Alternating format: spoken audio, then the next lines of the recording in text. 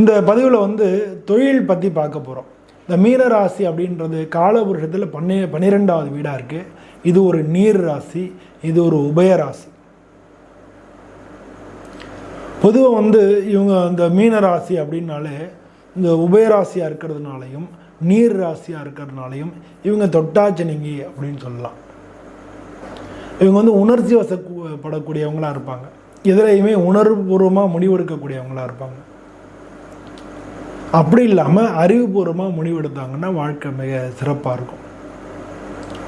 இவங்களுக்கு பொதுவாக தொழில் அப்படின்னு பார்க்கும் பொழுது இவங்களுக்கு 2ஆம் வீட்டு அதிபதி 6, 6ஆம் வீட்டுக்கு அதிபதி 6, 10ஆம் வீட்டுக்கு அதிபதி 6 அப்படின்றது தான் இவங்களுக்கு தொழிலை.